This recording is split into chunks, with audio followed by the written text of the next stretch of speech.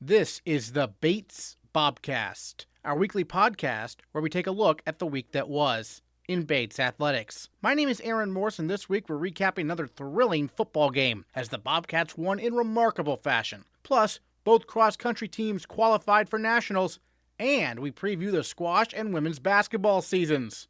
All that and more coming up on the Bates Bobcast.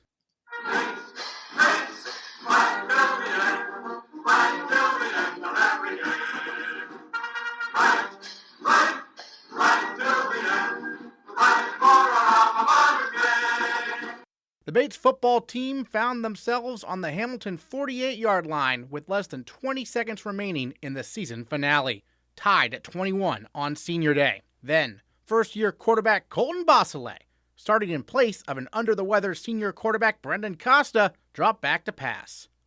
And this happened. Bosselait, with trips to his left, will drop back. He'll heave for Vari near the end zone. He's got it!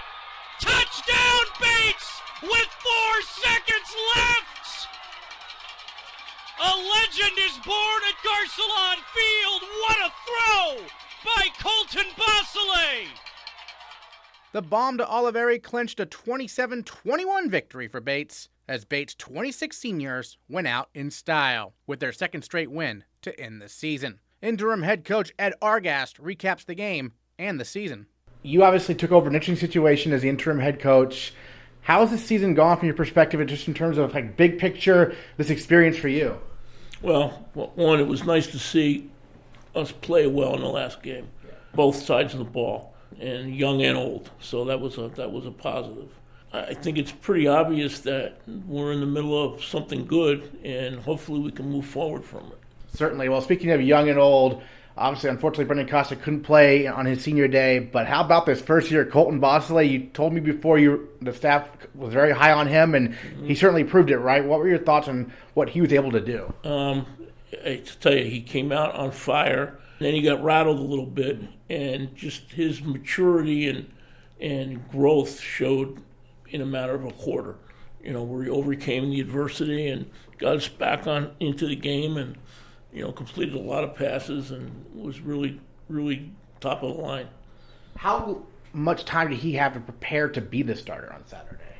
Well, he gets reps in practice. Yeah. Now we have a lot of quarterbacks in the program, so he's splitting reps. But towards the last half of the season, he got the second most reps compared to Brandon. And so obviously he calls Brendan a big mentor for him. How have you seen that relationship develop? I think from the intangibles. I think Brendan has talked him through a lot of things. I'm not so sure that he's and I don't know, but I wouldn't think that he would have tutored him in terms of mechanics and things like that. But just some of the intangibles that a quarterback faces that can't realize until it's in his face. And speaking of that intangible, 4 seconds left, toss towards the end zone. It was just a perfect throw. What did you see from the sideline on what he was able to do there? It was like, he's going to complete this. Yeah. This is going to be a completed pass. It was, you kidding me? It emptied the stands again. So 2 weeks in a row, we've emptied the stands. Yeah, this is a dramatic moment. And Christian Vari, just such electric speed. I know your original plan was to have him at running back, but it sure seems like he became quite the effective receiver throughout the year, right? Well, he's both for us. Yeah. He was both, and the big positive that came out of Saturday was we ran the ball very well. Right. I thought. And we got a lot of runs after the first hit, which is an indication of their effort. I was going to say, that might have been Caleb Bolden's best game as a Bobcat, the way he played, right? Yeah, he played tremendously. Yeah, for him, it was, for anybody, it was a great performance. Defensively, you guys were able to shut out the Continentals in the second half. Hamilton had a halftime lead. What do you notice from the defense in that second half that allowed him to shut down that Hamilton offense? I think they started to believe in the defensive calls and what Coach Davis was telling them. And when they went out and executed that, they had a lot of success. Nolan Potter up front was in the backfield, seemed like all day. He's one of those 26 seniors. Tell me a little bit about what you saw from him and maybe the all, the other seniors, it seemed like they all came out pretty inspired. Well, we talked about before the game. This game was for the seniors. It was from Costa, who couldn't be with us, and I wanted the team to send them out the right way, and they did, and they really came together. They really gelled. You look at the record, 3-6, but it could have easily been 6-3, right? I mean, this is a pretty talented team, isn't it? I think it is. Yeah, we got some bad breaks, and hopefully we can go past those next year. Just from a coaching perspective, you had to make some last-second hires, basically, for assistant coach's spot. It was a smaller coaching staff than most teams have. What's it been like, just logistically, or maybe almost as a coaching staff, to get through this year and win these final 2 games? Well, it's been a challenge, but fortunately, we got 2 great young men, and Andrew on offense is been like a Guy Friday for Coach Patterson. He does everything, and then Ortho on defense has just been solid. He's just he just goes out and coaches, and the kids respect him, and he's not a BS guy. He's not a yeller and screamer. He's let's do it, and he goes out and does it. So we lucked out for 2 young kids like that to put in those kind of performances, and it says a lot for our coordinators mentoring them. So, I think both Coach Patterson and Coach Davis did a great job with what assistants they had. So, in terms of next steps for this program, because this is obviously a big step forward, I think, this season. You have some of those seniors coming back next year. Some are probably still making their decisions. But what do you see as kind of the big next steps over the offseason to get prepared for 2022? Well, we got to right now. The next step is lift and eat and lift. We've got to get bigger and stronger. That's the one thing. Second thing is we got to go out and recruit some players. We need linemen and we need a running back. After that, we've got good. Right now we're recruiting for depth, not for starters. So I think we're in good shape. Well, you mentioned linemen. Shout out the offensive line. I think this has probably been the best one I've seen at Bates. I've been here since 2015. They gave the quarterbacks time to throw. It just seemed like they really came together well. No doubt. And it was nice to see. I know Quinn got hurt, which was terrible, but Cole went in and did just a good job. Cole, the freshman. Yeah. That's nice to see. After Cole, we don't have a starter, but that's what we got to do in this recruiting class, because all those kids are back. It seems like you have a great left tackle with Peter Simplicio. I mean, it seems like he's textbook. He's 6'5", 6'6", long arms, moves his feet, and he'll hit you. He'll hit you. He's not shy. And that's so important, right? Protecting that quarterback's blind side. Sure. Yeah. No doubt. All right, well, any other thoughts you wanted to share that we haven't got to talk about this season, about the Hamilton game in general, perhaps? No, it's just Bates football. It's a unique place, and I like to think that we're going in the right direction now, and hopefully we can keep it there. All right, and Argast, thanks so much. Thank you. Colton Bosselait set a Bates record for passing yards in one game in the victory, throwing for 372 yards and 4 touchdowns. For his performance, he was named the NESCAC Offensive Player of the Week, and he is also our male Bobcat of the Week. So I started playing Pop Warner football when I was, first grade. My dad was the head coach, so of course I was playing quarterback because I was the coach's son. I played up until about 5th grade, and there wasn't a team for me and I didn't want to go play for my rival's Pop Warner team because I didn't like our rival at all. So I stopped playing until 8th grade when I played freshman football. And then I started playing varsity football when I was a freshman. I was playing quarterback there. So I played all four years, and that's pretty much how I started. And then I came here. I fell in love with Coach Patterson and the campus and just the environment. And I really wanted to play for Patterson, and that's how I ended up here. So a couple years away from football when you were, 11, 12, 13, did you play any other sports at the time, or was it not that at all? Yes, I played. I was always going. I was always in the season. So I was playing baseball in the spring, summer, and fall. I was playing basketball in the winter, and then I was also playing lacrosse in the spring. So I was always going from one season to the next. What made football your favorite sport, and what made you decide you wanted to return to it?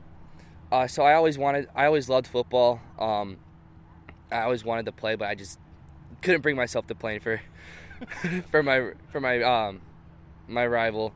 So as soon as I got the chance to play again, I was so excited about it. And I think when I started playing, I knew I started playing again for my high school. I remember growing up, going to the games and playing football on the side while the other older kids were playing on the turf field, and I just fell in love with it. I really did. There's nothing like playing under the lights Friday night, and that's what made me really fall in love with football. You mentioned Coach Patterson. He's the one who kind of recruited you to Bates. Is that right? Yeah, he was talking to me on the phone, texting me, DMing me on Twitter, and he just really made me fall in love with the school here and realize that they wanted me to be here. And it was really cool because I didn't have a whole lot of interest when I was getting recruited. Like, I was talking to some coaches, but nobody made me feel at home the way Coach Patterson did with Bates. Terrific. And then you come here as a first year. You know, Bates has a senior quarterback in Brendan Costa. We touched on this on Saturday, how he's basically your mentor. How has that relationship developed? So as soon as we first got here and I moved in, I remember I met Brendan. He was actually locked out of his dorm at the moment, waiting for his roommate. But I remember I started talking to him, and as we got into camp, I started to pick his brain. I'd go to the office with him, and he's turned into definitely somebody that probably the person I look up to most here, and he's turned into one of my better friends here. I can always go to him, talk about stuff that's not football related. That's pretty much it. He's become one of my best friends here, and it's really nice having him around, helping me learn and everything. And so during practices, you knew he was a starter, but how did you work each week to stay prepared in case you were needed? I was just, I'd say I would take mental reps because I would know the play, and I would go through kind of my reads in my head, and I would watch what he would do on the field, and if something was different, I would ask him why he did this or stuff like that, and we'd kind of talk about it, so I'd be able to pick his brain in practice and figure out his mindset and how he attacked things. Especially it helped me the most when we were talking about coverages, because in high school it was pretty much just, you're going to see this coverage against this formation, they're going to do this. Whereas in college, it's a lot different, and you're going to get teams that are going to line up one way and play a different coverage, and just learning about different minor details that'll give it away and seeing that in the film room has really helped me a lot. Now, your styles are a little different, though. He runs a little bit more, I guess. You ran a few times, but he runs a little bit more than you, improvises maybe a little bit more. But your style, it seems like you'll run when you need to, but you like to stay in that pocket if possible. I mean, yeah, the other day I didn't really have to run because my O-line did a great job. I can't give them enough praise for that. They played probably their best game all year, in my opinion. So really grateful for them. But I mean, I'll run when I need to, but if I can, I like to stay behind my big boys protecting me. Yeah, they've been great all year, haven't they? The offensive line, wonderful. Yeah, we've been really fortunate with not having many injuries, and your offensive line, a really big part of them being successful is their chemistry.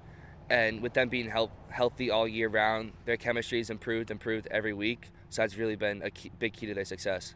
Obviously, Brendan missing Saturday's game because of illness. When did you realize you were going to have to start? I think it was Wednesday when Coach Patterson told me at practice that I was going to be starting for the week. And Wednesday morning we found out that Brendan had gotten sick. So it was kind of a debate whether I'd say it was a debate, and it was a tough practice, kind of fighting out for the job between the other quarterbacks and I. I mean, I think whoever played the game would have had a lot of success. I got a lot of other good quarterbacks in our quarterback room, so I'm just grateful for the opportunity that I was able to play. And so what was that preparation like once you find out after Wednesday's practice that you're starting Thursday, Friday? I mean, is it real intense? I mean, I didn't get a lot of sleep the night before, but because I was excited and ready to go, but preparation in the film room, nothing really changed. I always prepare every week that I'm planning to play. So I watched the same amount of film. The only thing that I think that was different was I was in the office with Coach Patterson on Friday afternoon finalizing our play call sheet. I think that was really the only difference. And you had gotten experience playing earlier this year because you were thrust into the Colby game in the second half. Those were pretty awful conditions to play quarterback in. It must be nice to have nice sunny weather on Saturday, right? Yeah, I mean, the nice sunny weather definitely helps, but it also helped me playing in that game so I didn't have the nerves. Yeah. And that was also Coach Patterson's idea of playing me at receiver a bit during the season so that if and when it was my time to play, that I would have had the game time experience, being out in the field, like getting hit a bit, so it wasn't like a shock to my system when I was thrust in there. Yeah, well, we've all been watching the touchdown pass to Christian Oliveri on loop, I think, since Saturday. Take us through that play again from start to finish. So we called our vertical switch concept, and I dropped back. I was scanning the field. I didn't necessarily see anything right away, and AC was telling me in the locker room that he yelled, "Throw it to Ollie," and I remember hearing that on the sideline, and that's what made me look to him and throw it to him. So it was AC. It was all AC that said it, and what made me look to him. And I saw it in the air, and I was just praying that it was gonna get there. It wasn't gonna get tipped or anything. And as soon as we caught it, I was just in shock. I was like, "No way, that just happened." AC being Anthony Costa? Yes. Okay, so assist to Anthony Costa on that one a little bit? Yeah, I'll give the assist to Anthony Costa. Saved you an interception, of course, in that game for Bates. And then, 4 touchdown passes for you. You also had to work through 3 interceptions, so you were throwing the ball a lot. I mean, what was that like to air it out so much? I mean, you guys ran the ball a little bit too, but it was obviously a lot of passing. I mean, it was pretty fun to play, Yeah. pretty fun to throw the ball, but it definitely helped that our running backs were getting it done on the ground, because it provided balance to our offense, which we hadn't really had a whole lot of all season. Our running backs really showed up in their last game. Caleb had a career day, so really proud of him. And I don't know, it's just what the game plan called for. We're an air raid team, and it's just what the situation called for. Those picks, those were just not fully understanding what was going on in the game, I think. Misreading a couple coverages. But that'll get fixed with experience for sure. Well, it seems like you have a short memory also. I mean, it helps. I try to shake it off whenever I go to the sideline and I make a bad play. I talk to my coaches and the other quarterbacks about it, what they saw, so I know not to do it next time, and then I put it behind me to get ready for the next drive. And your 4 touchdown passes to 4 different receivers. It must be cool to have all those options. I mean, we have probably, in my opinion, the best weapons in the NESCAC. I mean, I know I can throw it up to any of them, and they're all going to come down with the ball. Sean had a great catch in the corner of the end zone to really get us rolling. Marino had a great catch in the end zone. Just being able to throw it up to those 2 guys, knowing that they're big frame and they're athletic and they'll go get it. It really helps my confidence knowing that I'm not worried about the DB going up and making a play on the ball. Yeah, those guys are big targets, and the fade route of Bryant was beautiful, wasn't it? Yeah, we were repping it in the end of practice Thursday, so as soon as he called the play, I was like, I knew where I was going right away. And it's funny, you set the Bates record for passing yards in one game. The previous record holder, that was also his first start when he did that back in 2009, so it's kind of a weird symmetry. I did not know that. That's actually really weird. But what does it mean to you to have that record, and you've got 3 more years here going, right? I mean, it gives me something to strive towards. I know that I can do it. I've done it once. I know I can do it again, and I know that I left a lot of opportunities on the field with those 3 interceptions. Some missed throws that I was a little off with my receivers, but that's just a chemistry thing that we're gonna get fixed in the off season, and I know that I have something to work towards and something to try to beat now. And it's cool to have the defense supporting you so well, right? Oh yeah, I was pretty nervous before the game because I knew it was a really big day for all of our seniors, and the defensive guys come up to me before the game saying that they believed in me, they had my back. It really meant a lot knowing that if I was going to go out there. I knew I was going to make some mistakes because it was my first start, and just knowing that they had my back made me a lot more confident that I could just go out and play freely and play my game. Take us through like a celebration, like in the locker room and stuff after the game. Oh man, that was awesome because they had just found out that I had the record, and they just all came up, started celebrating with me, and it was an amazing feeling. Awesome. Any other thoughts you wanted to share about your first year as a Bobcat and perhaps this most recent game?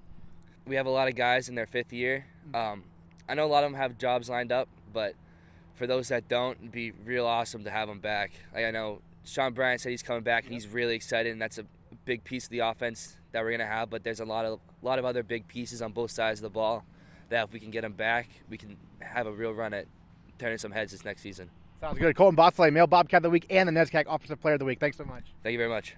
The cross-country teams are returning to the NCAA championships. Both the women and men qualified for the 3rd straight season, with the women finishing 3rd out of 30 teams at the NCAA East Regional Championships last Saturday, and the men finishing 4th out of 33 teams. For the women, junior Jill Richardson placed 4th among 221 individuals to lead 6 Bobcats who earned NCAA All-East Region honors for a top 35 individual finish.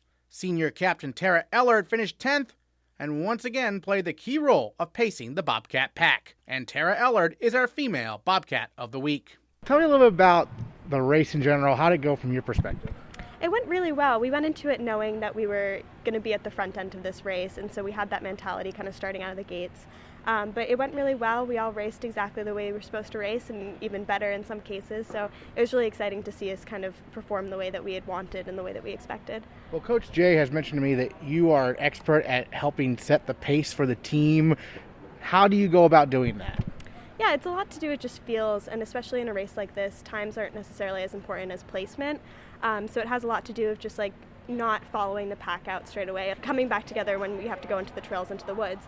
And so, setting the pace out in front of just, not going out too fast, being calm in the beginning, knowing that it's okay to have people in front of you and it's okay to move up during the race is kind of what I like to focus on. Right, guys, I imagine there's a temptation because, especially in big meets, there's a temptation to go out too quickly, probably, right? Definitely, especially when you have those top girls kind of sprinting out of the gates to make sure that they don't get stuck behind other people. It's hard not to go with them, and especially if you're hoping to do well and hoping to be in the front, you want to be up there with them right away.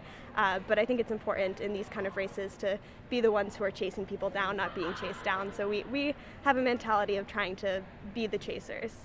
So going back to nationals, you're very familiar with this course in Louisville. What do you remember from your, sophomore year there, right? Yeah, I ran it my sophomore year. We had some really difficult weather. It was very muddy, very rainy when we went, which has actually been the case in our past two races we ran this season, have been also those kind of conditions. So it's something that we're definitely prepared for this year if that's what we end up facing it down in Kentucky. But it was a good course. It's very flat. There's a few hills which we can do easily after our training at Pineland. And it'll be exciting to kind of see what we can do on a really fast course. This past weekend was also very muddy. It was very muddy, yes. It poured on Friday, and then we raced the second race on Saturday, so it got torn up by the men a little bit. But it wasn't nearly as bad as our race in Connecticut at NESCAC. There were some slippery corners, but it wasn't too bad. So you're going after the men's race, so it being torn up, how does that change things at all? It definitely gets a little bit tricky with footing. A lot of people lose shoes when it gets really muddy. Just things about taking hills not too quickly on the downhills because you don't want to slip. There's just some things that you have to think about mentally when you're kind of running a course that's a little bit slippery. So we've had a lot of women's cross-country runners on this year. Some first years and sophomores got some chances at some meets as well. As a senior captain, it must be pretty cool to see what they're able to do also.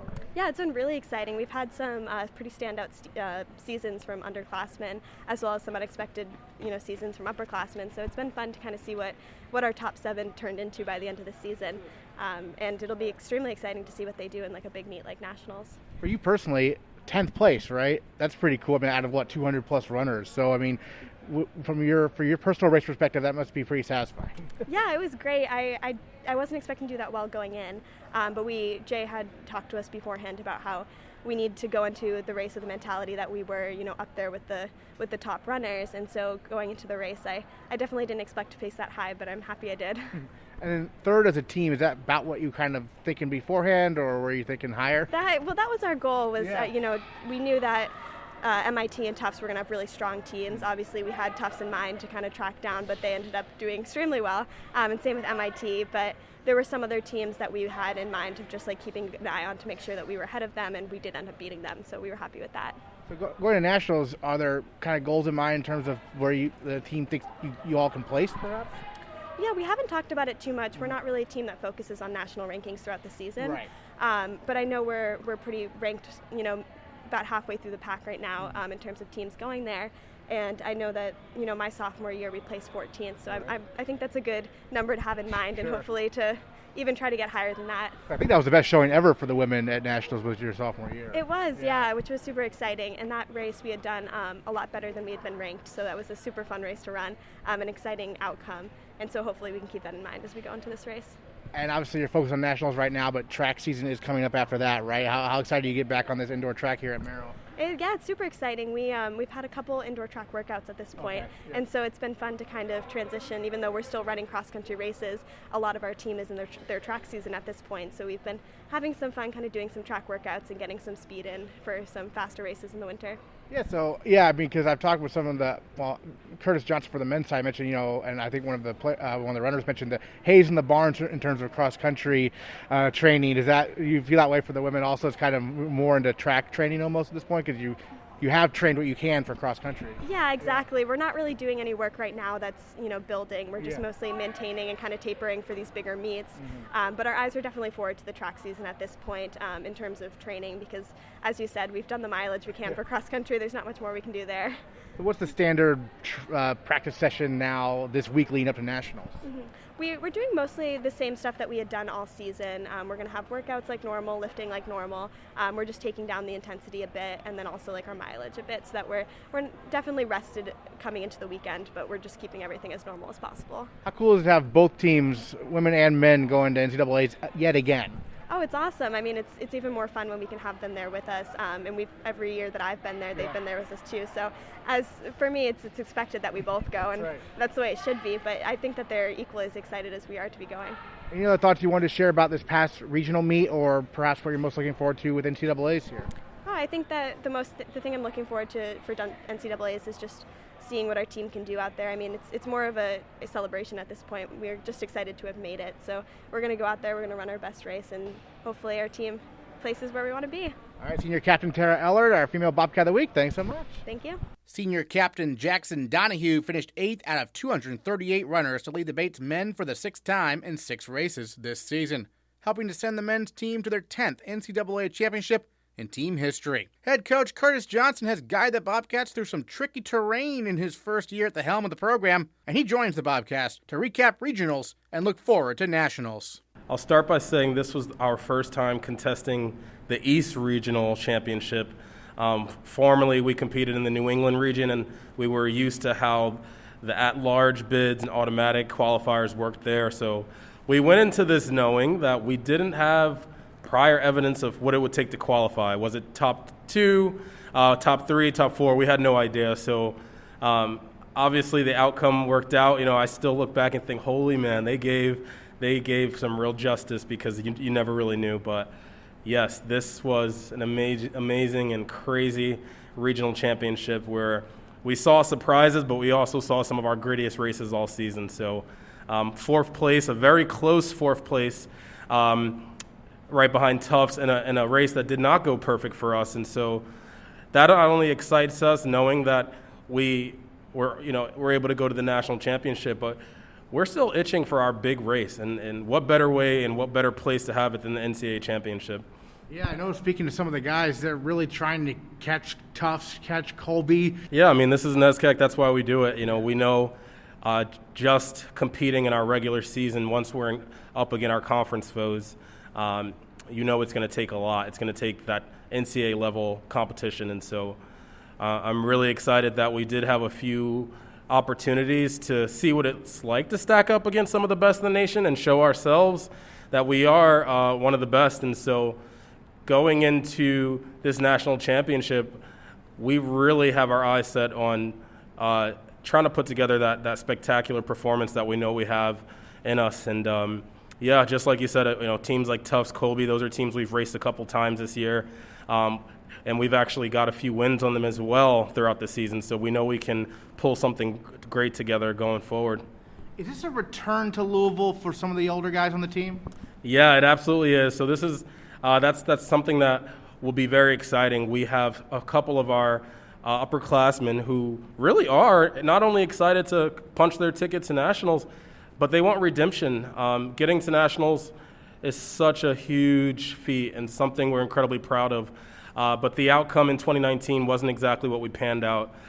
So I know a few of those upperclassmen, Jackson Donahue, Eli Bosch-Dining, those are guys who are returning to the NCAA stage, and they know that sour taste that was left when they didn't perform as well as they wanted to. So a lot of new people with their first taste of the big dance, but a lot of people looking to say, hey, we're better than we've got to show in 2019.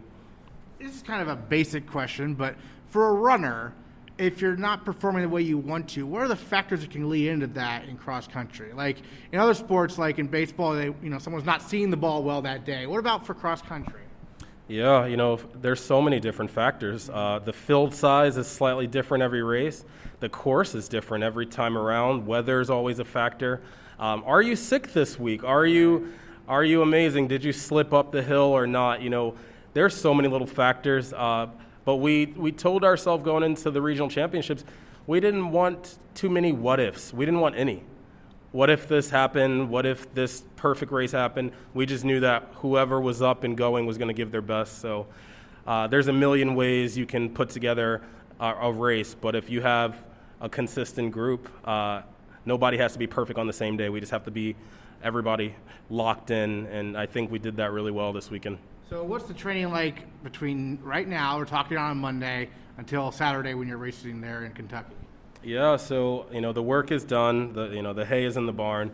Yeah. We really just want to feel good, fine-tune, and make sure everything feels smooth around the track, and get there safely, soundly, and with good energy. We work all season to get to this point, and honestly, getting to the NCAA championship, it has nothing to do with this last week and everything to do with the last few months and years for a lot of people. So we're bringing good energy. We want the full team, cross country and track and field, to really rally around how amazing it is to return a cross country season, 1, and then 2, make it this far. So the work is definitely done, and now we get to give back to ourselves a little bit. And it's very exciting to have both the men and the women going to nationals, right? Oh yeah, this is why we do it. We get to see the women's squad working incredibly hard day in out, and they've been phenomenal. The ranking reflects it, but their work ethic is just through the roof. So being able to accompany them, I really felt they were going to be a sure lock. They've just been such a unit all year. It feels really good to have both teams travel together. It makes those dinner experiences better. It makes the memories better. But it really shows what Bates is about. We're not just a solid men's team or solid women's team. We have a lot of great history, and the legacy is continuing for sure. We spoke before how, obviously, definitely not your first year at Bates. You've been here for almost as long as I have. But first year as head coach. Yeah. Any surprises? Oh, my God. Come on. Don't even, this is a college experience, not just, the athletic experience. Yeah. So no 1 week is this, no 2 weeks are the same. We're building team and character, but we're also building, life moments each week. So definitely some surprises. I was speaking with one of our upperclassmen today, actually, and he said, this has been the craziest year ever. So getting to this point feels even better because we haven't had a perfect, flawless season. We really have had ups and downs and surprises along the way, as you can imagine. But that's what makes this trip that much more special. We're going to be in Kentucky and look at the guys, and they'll look at each other and know, man, we really pulled it together, huh? So incredibly thankful to be leading the charge. This is only the 10th time the Batesmen sent a team, and if you consider our history and the teams we've had in the past, that says a lot. So very pumped, honored to be here, working with Coach Ellis, who does such an amazing job with that distance crew, and he has been incredible with making sure these guys are fit and ready to go. But now we start to really reflect on why we do everything, why we work so hard, and we're going to see if that can show up in Kentucky. The men's basketball team split a pair of games to start its season, winning a thrilling contest against St. Joseph's Monday night on a buzzer beater from junior captain Stefan Baxter. We'll catch up with Baxter on a future episode, but for now, it's time to preview the women's basketball season. If you're listening on Tuesday, the Bates women's basketball team tips off their campaign tonight at 7 p.m. against UMaine Farmington. Head coach Alison Montgomery previews a promising year for Bates. It's a lot of returnees. It's the most experience you've had. I mean, you must be very excited for the opener here Tuesday. Yeah, very excited. I think, since, my time here, this is our first year where we're really stepping into a year where we are really veteran heavy. We have 9 upperclassmen and juniors and seniors, and I've coached many teams here where we've had 1 or 2 seniors. So it really makes a huge difference. That leadership makes a huge difference, and just women who've kind of been there before, who've been in the program for, now their 4th year, their 3rd and 4th year. It just makes a huge difference. And I think we're especially sort of lucky to be going into a year like this where we're coming off a year off, and we're stepping back into the competitive season. It's been really nice to have an upper class group lead us through that. So yeah, expecting that veteran leadership is going to show this year. And then Megan Graff led the NESCAC in scoring 2 years ago, but you almost hope she doesn't lead the NESCAC in scoring this year, right? Yeah. I think, we are going to have a deeper, more dynamic team. In the past, we've been pretty guard-heavy, relied on our guards to put the ball in the bucket, and I think this year we're going to just have lots of different options, I think, which is obviously better for us, more challenging for the squads trying to defend and beat us. So I think, Meg would be at the top of the list of sharing in her excitement for kind of sharing that load and having a more balanced, more dynamic squad. She is such a competitor, and she's going to continue to make her mark on the court and, in conference play. But I think, she is super excited to share that with some more dynamic teammates and just a deeper team. Introduce us to some of the sophomores who got to play a grand total of 2 games last year. Yeah. So, we're so grateful for those 2 games, even though it was the shortest season that anyone would have imagined. But yeah, I think a great opportunity because we were missing some of our returners and upperclassmen who chose to take the year off or we had injury. And so they had an opportunity to play a lot of minutes in those games. So I think that, that little bit of experience will certainly help them. It's helped them, I think, already just in preparing for what's coming. And yeah, we have a great sophomore squad. Morgan and Alison Kennedy, twin sisters from Oklahoma who bring a ton with their just IQ, their skill level, and just they're super competitive. And so they're going to bring a lot. And we have Delaney Wachku, who's a post who has been practicing great, and Davina Kamantu, who is a point guard for us. So all bring things on both ends of the court, and I think are going to certainly make their mark this year.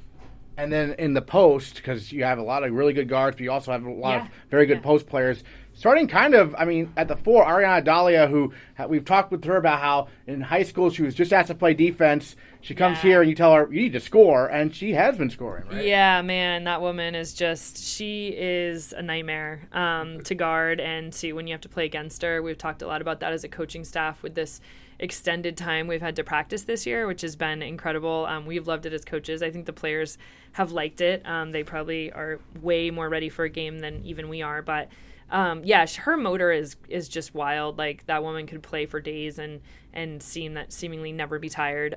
She's a relentless rebounder, competitor, and she has continued to develop as a force offensively, as well as what she brings defensively. And you'd never know that she's a quote undersized post player because she's a force to be reckoned with. Yeah.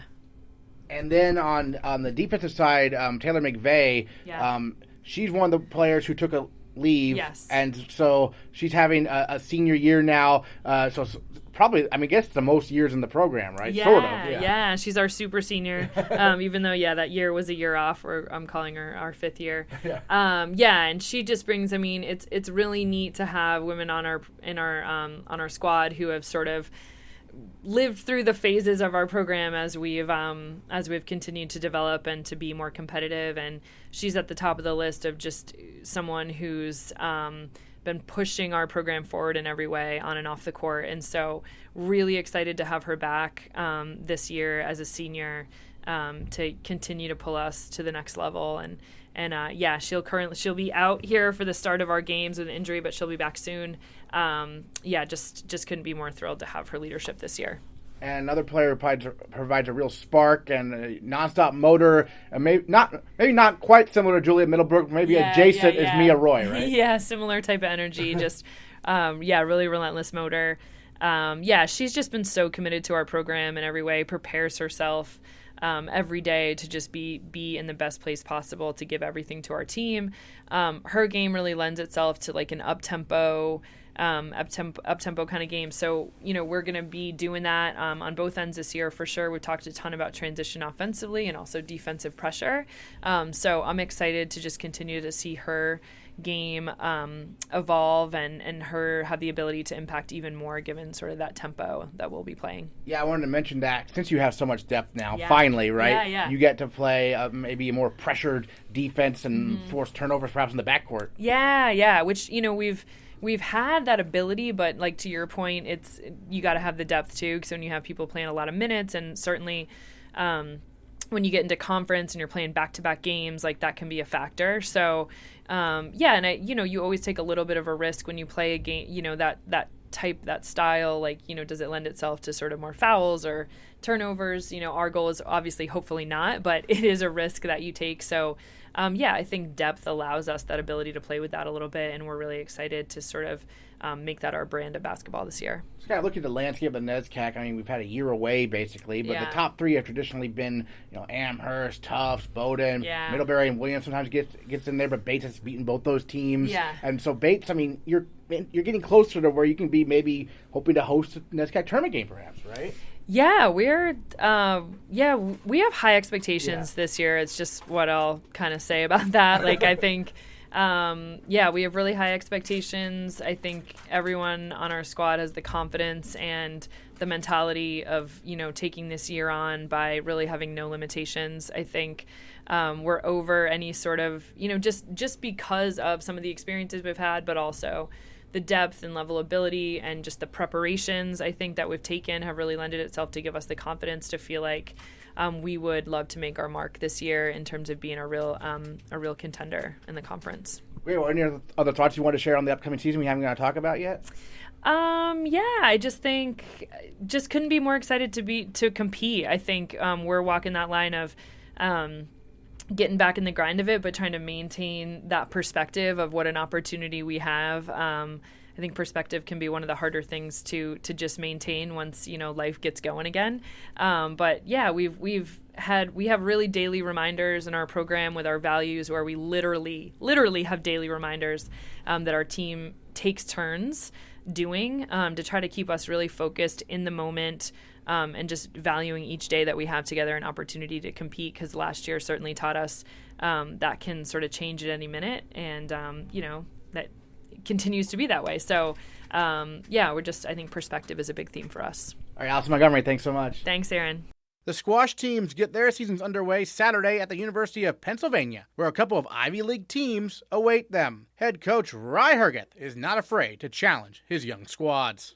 Squash is back this weekend. We got Ry Hergeth with us here on the Bobcast. And Ry, first of all, right away, challenging your women's and men's players, a couple Ivy League opponents this weekend. What are you looking to see from the Bobcats in their return to competition here? It's a very exciting new phase for the Bates squash program. I believe it's one of the first seasons where we have 3 Ivies on our schedule. So really trying to show pretty much a whole new roster, or at least half a new roster for both the men and the women's team, what it's like to compete against the best that college squash has. So immediately, this is something random that actually came up at the beginning of the year, which doesn't often happen, is a round robin at UPenn. And the fact that it's so early on in the season was the perfect opportunity for players who haven't really competed since last February. So, it's what, 19 months, since February, March. So it's been a long time since we actually, played a competitive match. So immediately throwing both teams into the fire. And hopefully that will, only have a positive effect as we move on to Bowdoin and Tufts a week later. Terrific. And then tell us about both the teams. So there's some familiar names among the upperclassmen for women and men. I know, obviously, for the women, Katie Montanak is back. Erica Parker, obviously, is a big name. She had a great debut a couple of years ago. But who are some of the headliners for the women's squad and also for the men as well? Yeah, so for the women's team, there's only 5 players remaining from the last match that they played. Right. And as you mentioned, Erica Parker, she was Rookie of the Year for her only season. Since last season we couldn't play a single match. But we're very excited about the the sophomore players who obviously have been on campus for a very long time and have not played a single college match. So playing number one on the women's team is a player from Mexico, Andrea Martagon, who very excited to see her finally play her first college match. Freshman Grace Flaherty from Philadelphia will be making her college, playing her first college match in her home city with her family and friends watching her, which will be very special. And then just excited to see everybody back on court again. I think everybody's we've been looking forward to this weekend for a very long time. I remember last year March, or at least this past March, where we couldn't actually play or compete. We kept on writing, okay, we're competing in 7 months, we're competing in 6 months.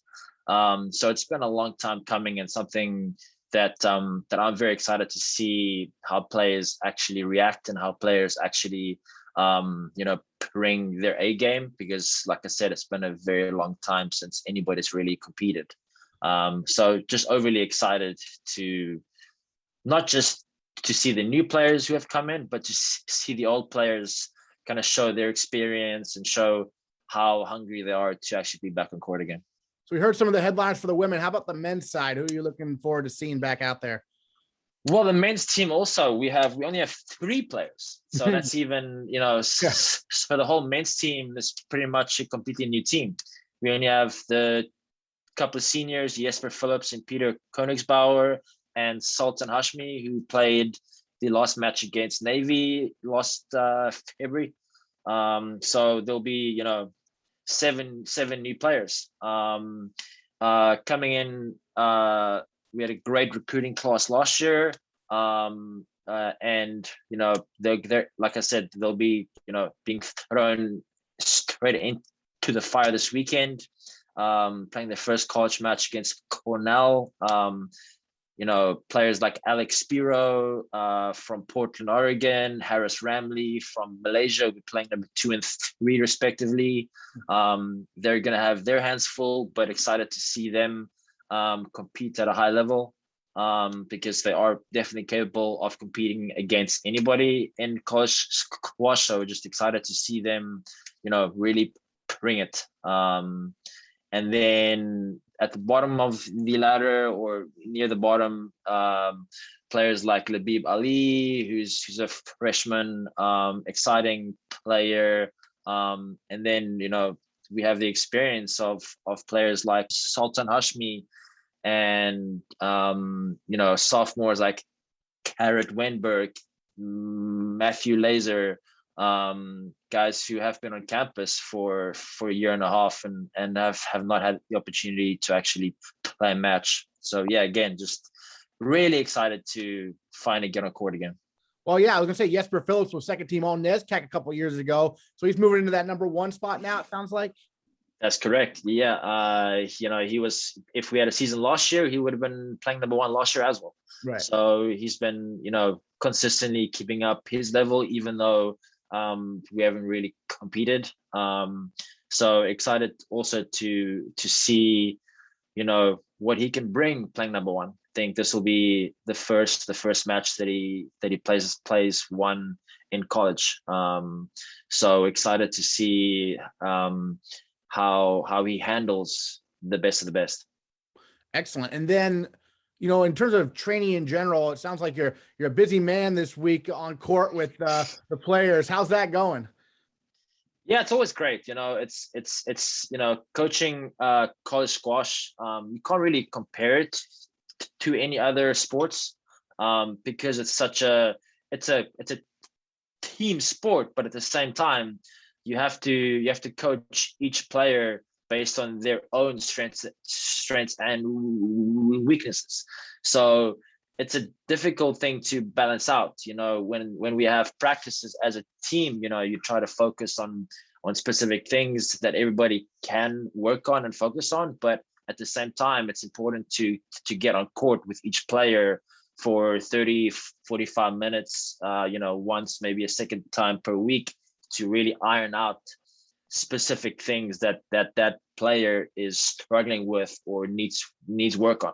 So for the past couple of weeks, that's been my kind of weekly schedule, is getting on court with the players in the morning, and then practices, in the evenings, running up until 8:30 p.m. So yes, it's been a long season already, but like I said, just so excited to finally see their hard work pay off, because it's been a very special season so far, special semester so far, seeing how hard they've been working on court, off court, for such a new team, so many new players, the team chemistry is off the charts.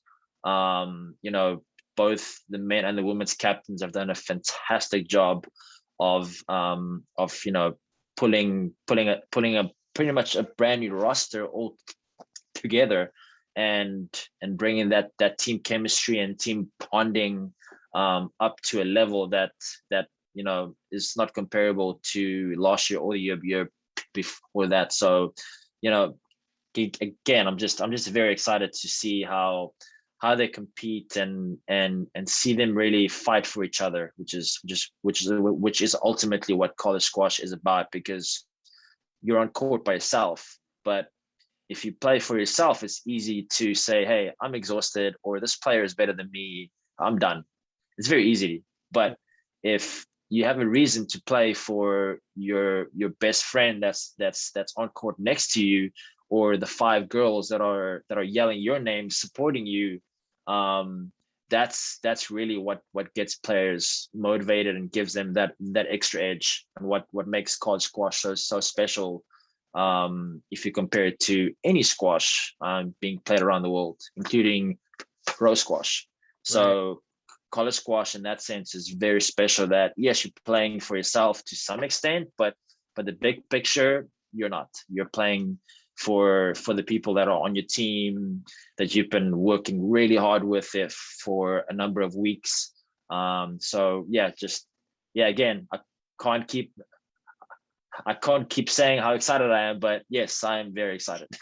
Well, you touched on the captains and their leadership. Who are your captains, and why have they earned that title? Well, there's a combination of factors. The men's captains, as I said, is Jesper Phillips and Peter Koenigsbauer, both seniors, both great leaders.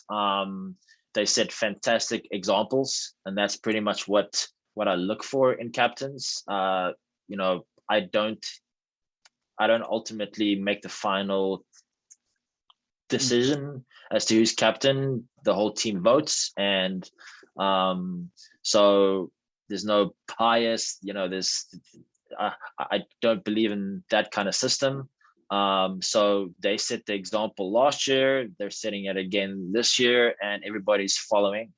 So it's been great to see them really, become leaders, and, in some sense, get out of their own comfort zones, and really, just become better human beings at the same time. Because if you are a leader, there are going to be moments where you don't want to have this meeting, but you have to, because you're a leader and you are the captain.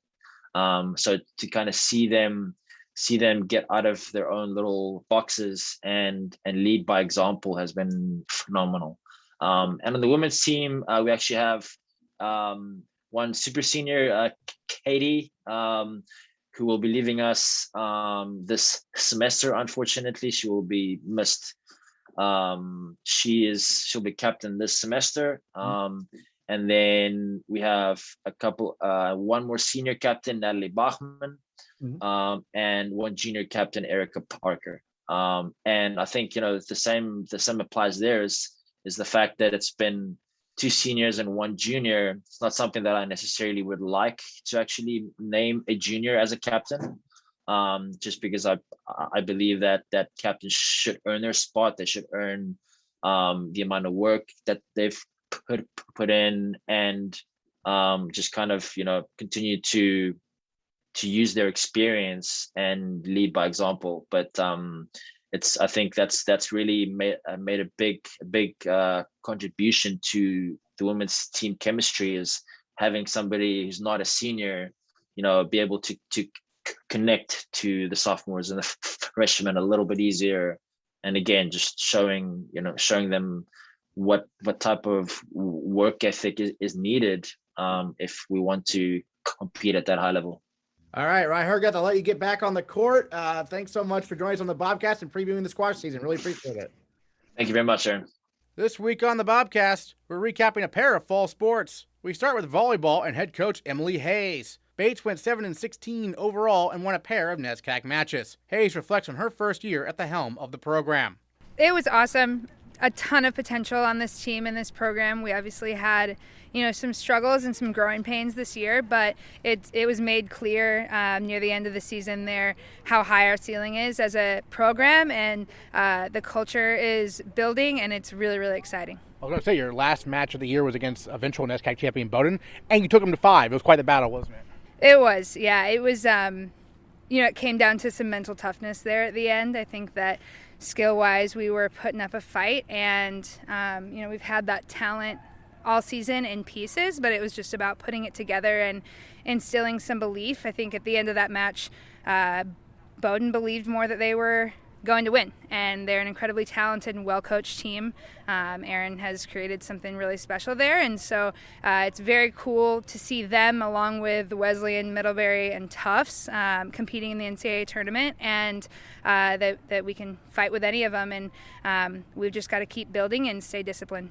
You mentioned before how you came from across the country on the Pacific Northwest, so NESCAC volleyball versus what you saw previously, what were the similarities, differences? Yeah, some style of play differences just from, different regions of the country play different volleyball, and so this was a little more offensive-minded and maybe a higher game at the, grunt of it, but it was cool. It was a cool transition.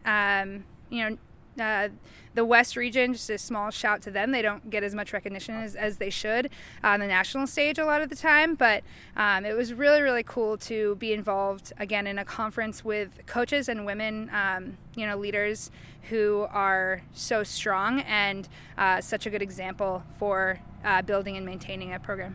This was a young team. You had a few seniors, but not very many. So what's it looking like? What are you looking for the team to work on, when they practice, when they work on the game themselves over the off season and into next year, perhaps? Yeah, we're going to be a young team again next year, but it's going to be great and a little bit more foundation under our belts. It'll be a lot of maintaining. Again, culture is huge for us, and we talk about putting marbles in each other's jars day in and day out. The off season is when Division III teams either take the next step forward or take a step back, and that's one of the coolest parts about the philosophy, is that this doesn't come down to your coach micromanaging every step of the way. It comes down to you as a team being bought in and intrinsically motivated to take the steps needed throughout the off season in preparation for the fall. One of the first years who really shined this year was Alyssa Lowther at middle hitter. It seems like you're set there for the next few years, huh? Definitely. Well, and the cool thing about Alyssa, along with some other players, is she's very, very versatile. And so, she was needed in the middle for us there with regards to her block, but we'd love to start seeing her out on the pin a little bit, and, as well as in the middle there. But she does a lot of great stuff, and really excited to see her grow. And then I understand you're excited for the recruiting class coming in next year, right? Definitely. Yeah, we've got some talented players coming in, but some people who are really bought into taking the next step forward in this program and towards the NESCAC championship. So since this was your first year, how do you kind of approach recruiting, because you didn't have much time, obviously, coming in. So how did you go about doing that sort of to get these recruits from all over the country? Just a lot of work and being really intentional with getting to know the student. This year was interesting with not being able to see them play in person.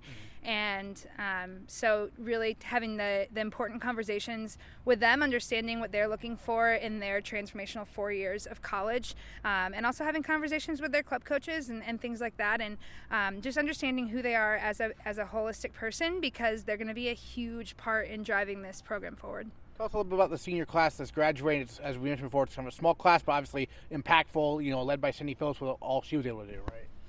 Definitely. Well, Sid and Meg, I think, both led our team in completely different ways, very different people and different styles of leadership. And I hope that, I was able to empower them, even in small ways, to find their voice a little bit more because they have good things to say. And Meg is a huge leader by example. She is a very calm force, which is great in the back row. They often say the best bros are the ones who you don't even notice are there. And that was her. She made her job look easy a lot of the time and didn't want any of the credit, but she deserves it. She did a great job back there. Sid, obviously, a ton of offensive power. Wish I would have gotten a little more time, to work with her, but brought a lot of fire. And I think that she's inspired some younger players to want to step into that role and kind of keep that going when she graduates. Was there anything that took you by surprise, this being your first year? Anything that you maybe had to adjust to? The NESCAC schedule is interesting. It was nice to have a lot of out-of-conference play to be able to, in the future develop, raise our strength of schedule that way. And, the conference is a very strong one, and it brings a lot of different strengths. I think a lot of us coaches in the NESCAC have different philosophies, and that's clear to see, but really cool because as you're moving towards that goal of competing in November in the NCAA tournament, you're going to see all those different styles. And so it was unique to be able to kind of understand what they bring and how we're going to be unique as Bates Volleyball. Great. What are your thoughts you want to share about your first year here as a Bobcat? Just really excited to not be in my first 3 months anymore and get feet on the ground a little bit more. This is a great group of young women, and thankful to Coach Strand for building that team, and excited to continue to build a legacy and a culture of excellence. It's going to be a lot of work, but we're excited to do that. Women's soccer head coach Joe Vari took over the program in 2019, and like all fall sports at Bates, the Bobcats did not get a season in 2020. 2021 saw significant improvement for the women's soccer team as they went 4-9-2 overall and picked up a pair of NESCAC wins, including a dominating 4-1 win over Colby in the season finale at Garcelon Field. That match was a good one. It was a good culmination for the end of the year, and it's always special playing underneath the lights there in Garcelon. And typical Maine fashion is wet and windy and cold. But it was a great end of the season because all the topics and ideas and things that we were focusing on tactically as a team and coming together as a group all showed up in that game.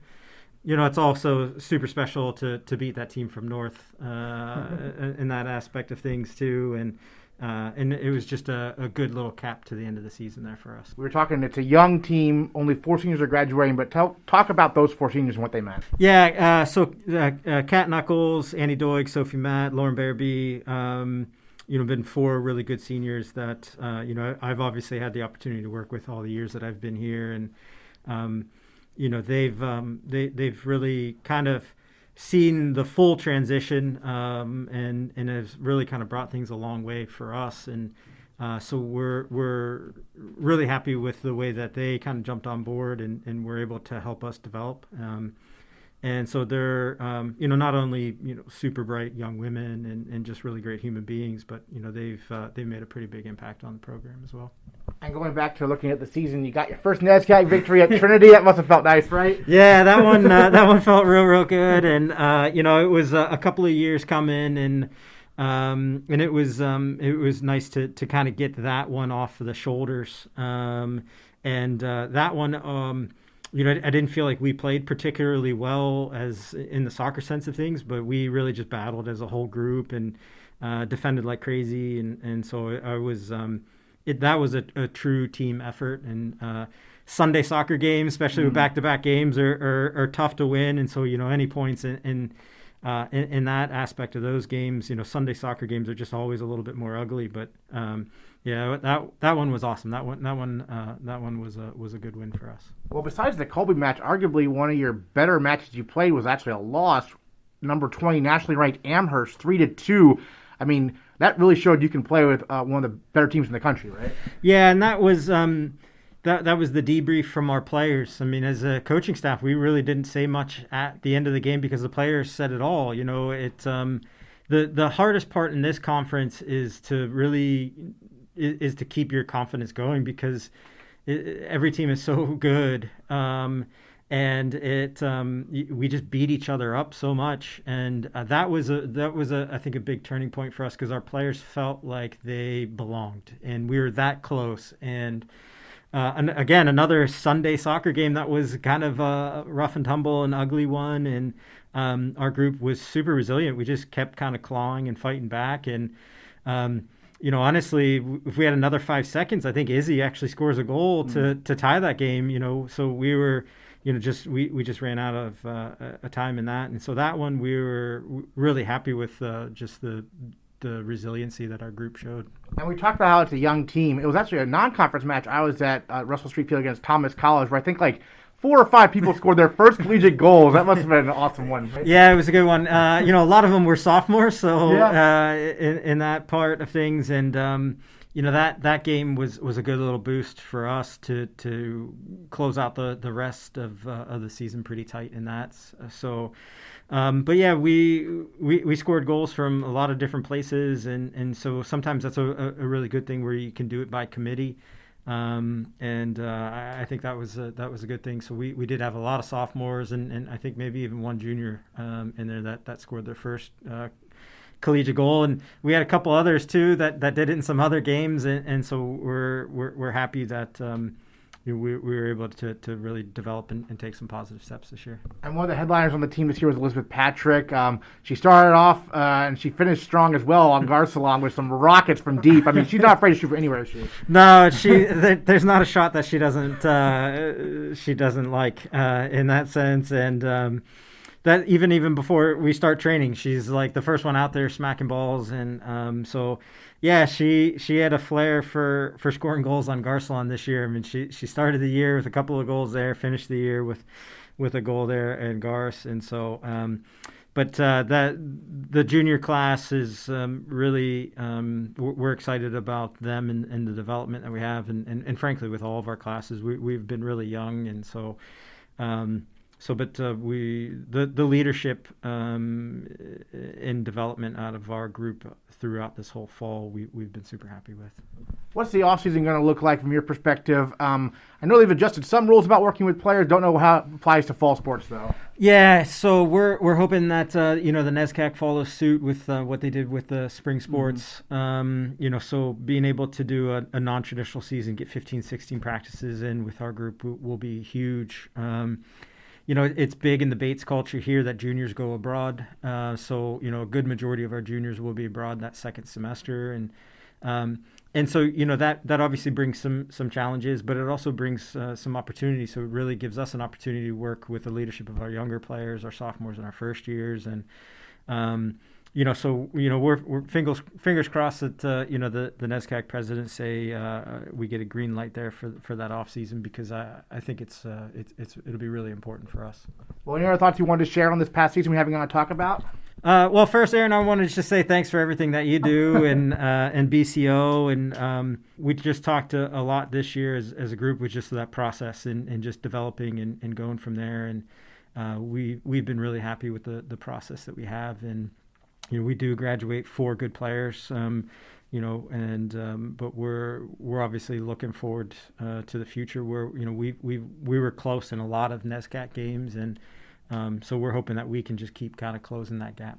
Congrats are due to men's soccer senior captain Owen Kelleher and field hockey senior captain Riley Burns on earning second-team All-NESCAC honors for their performances this year. We'll recap their seasons along with full coverage of the NCAA Cross-Country Championships, the first official swim meet of the year, and much more next time on the Bates Bobcast.